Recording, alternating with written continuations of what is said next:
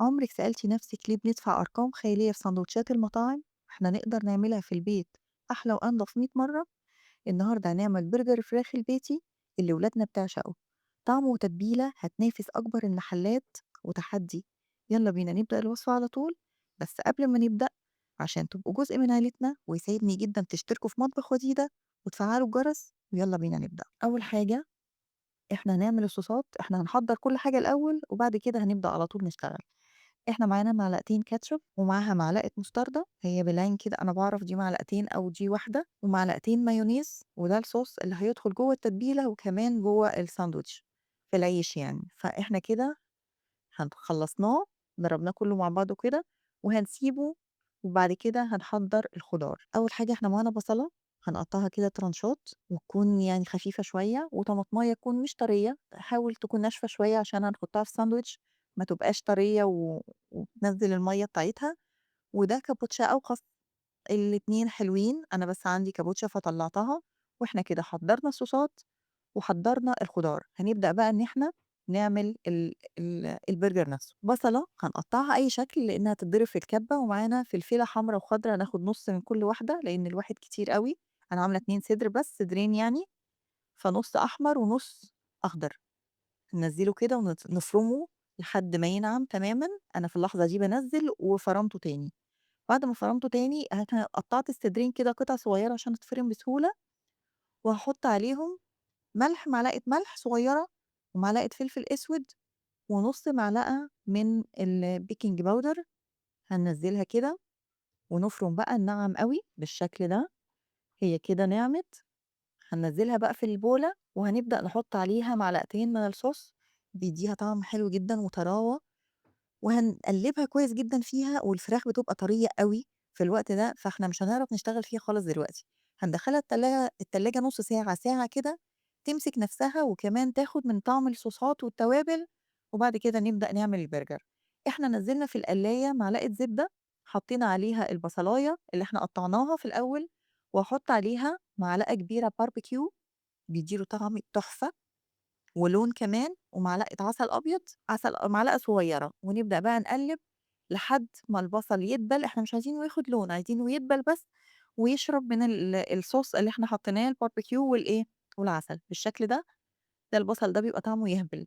في نفس القلاية اللي فيها البصل اللي إحنا عملناه هننزّل العيش ياخد بس لون كده، يبقى زي بالضبط المحلات بالشكل ده، وهنبدأ بقى أنا عملت طبعًا الكمية كلّها، بس أنا وريتكم جزء من اللي أنا عملته.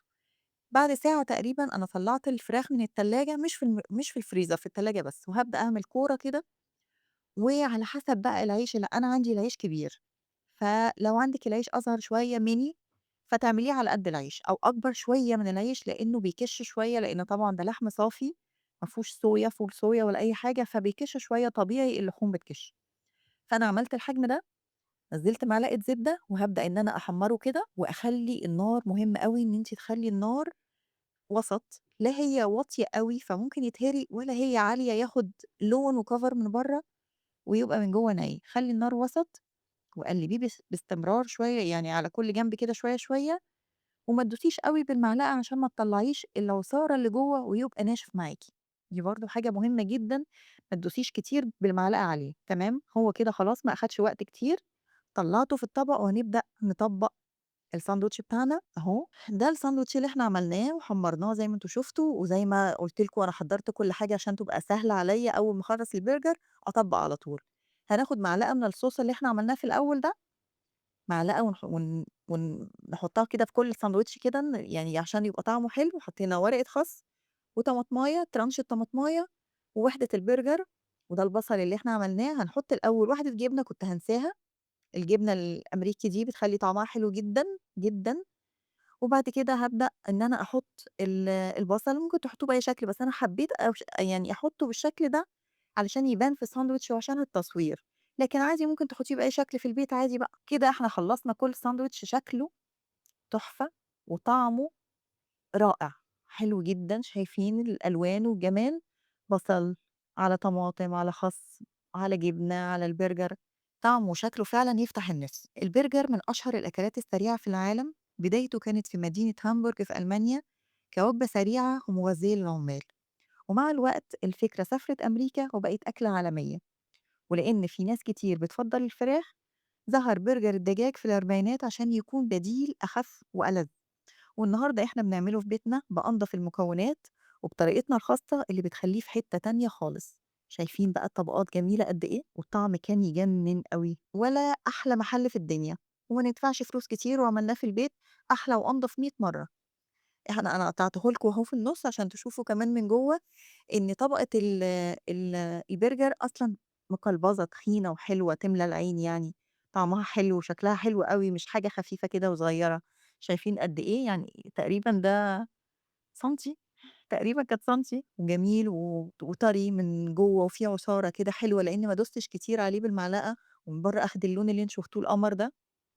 القطمة فعلًا كانت تجنن، فيها الجبنة وفيها الطماطم وفيها البصل، البصل كان طعمه رائع، ريحة الفراخ مع التتبيلة والصوصات وأنا كنت باعملها قلبت البيت كله.